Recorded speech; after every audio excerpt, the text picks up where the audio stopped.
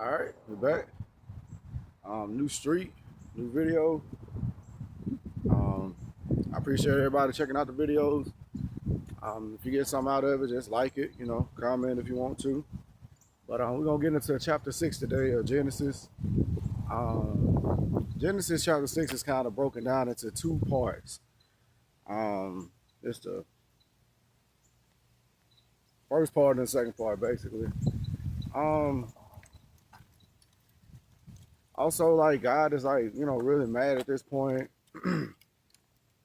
Another point to bring up is like Lamech. He's like one of the sons. That's what I'm bad with the families in the Bible, but I want to say he's one of Cain's sons, and he was the first person in the Bible to take on two wives. So he was the first one that was reported to do polygamy type activities in the world. And just like how anything that influences generations and generations on down. And then also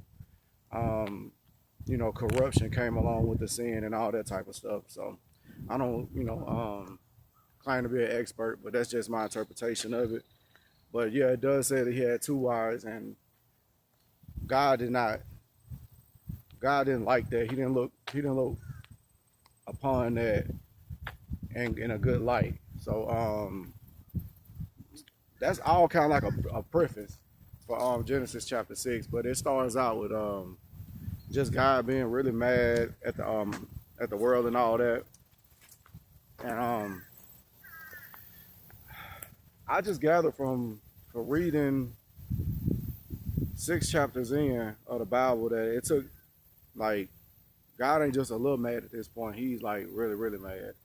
So 6 chapters in, it's like God just like fed up with the polygamy, with the violence. Cain murdered his brother. You know what I'm saying? So that influenced generations going down to murder, people and stuff like that. And they even said in the Bible that Lamech was bragging about a murder or two that he did. So not quite what God had planned for the world, and it's playing out that way. It's a pretty good backdrop. I think Somber would be proud of that. But yeah, so at this point God is just fed up with everything. Everybody's just kind of out of control. And like I said, it only took 6 chapters of the Bible for God to get to this point where he wants to destroy the earth. And we can just emphasize at this point how angry God is with the world, because it states in the Bible that in Genesis chapter 6 that like every thought of man in the heart, in the mind and in the heart is just full of evil at this point. And he sees that and he recognizes that there's like no good, left on the earth and all like that. Also, oh wait. Oh yeah. And God gets to the point of where he states that he regrets even creating humans in the first place. So that's how fed up God is with everything and everything in the world, to where the point he wants to destroy the earth, and he regrets even creating man in the first place. But there is one human that he sees favor on that is not doing what everybody else is doing, that is not partaking in the world like everybody is. And his name is Noah. We all know the story of Noah, everything like that. So we're getting ready to cover the story of Noah. Like I said, it's broken into 2 parts. The first part of Genesis is like when he's just mad about everything. And then the second part of chapter 6 is when Noah is revealed, and God notices the good that he's been doing, and he notices that he's not partaking in the polygamy and the murder and the violence of the world and the corruption and everything like that. So he is seeking to bless Noah at this time. I thought it would be this would be a long chapter to video, but I mean it's a pretty straightforward chapter. I appreciate that in the Bible, because some chapters might be more confusing than others, but God and his disappointment in the world and all that, he speaks to Noah. He told Noah, how he's feeling about how the world is corrupt with violence and just sexual deviancy and stuff like that. And he's letting Noah know that he's gonna destroy the earth, and but he's gonna save Noah though. He want to let Noah know that he's gonna save him, and that he wants him to build a boat, an ark. And he's in the Bible. It shows you God's a very specific God. So he's telling Noah specifically how he wants the boat made.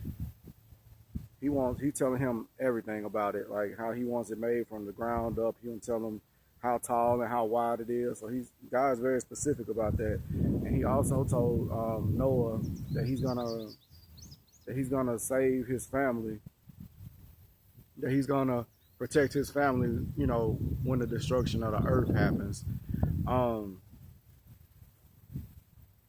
And chapter 6 ends basically with Noah agreeing with God and doing everything that God told him to do. I just feel like that's a good point to bring up in the video too, that it just states in the Bible that Noah did everything that God told him to do.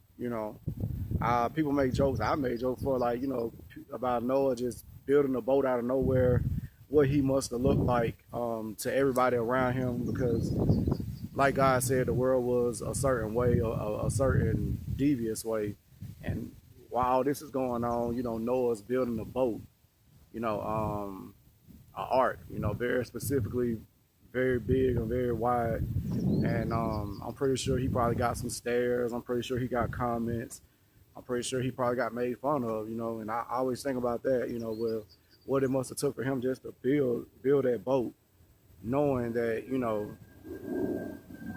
nobody, the world was so corrupt at the time. I'm trying to make this point. The world was so corrupt at this point where nobody, believed that the whole entire earth, would be destroyed, Okay, so that was basically Genesis chapter 6. It was the story of God's frustration with the world, and also the story of Noah's introduction into the Bible and his new task from God that he was given.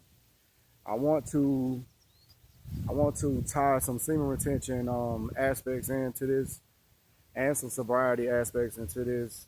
Like I said before in the clip before, like he picked Noah out of everybody in the world because Noah was living a certain way that was in alignment with God's values. So he was picked and he was chosen.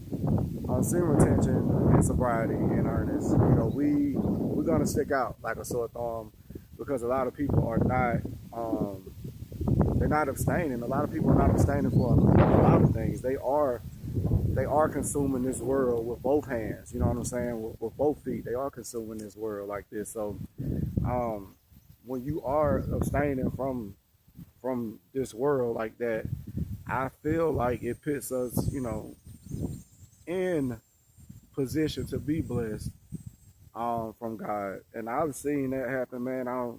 I don't want to speak on it because my blessings ain't no better than the next person's blessings, but I've been blessed recently with things that just have come up in my life, and I just have to give the semen retention and the sobriety some credit for that, because I feel like if I was still consuming of this world with both hands, then what I'm saying, I would not have recognized or even put myself in position to receive a blessing. So, definitely abstaining from all that type of worldly stuff.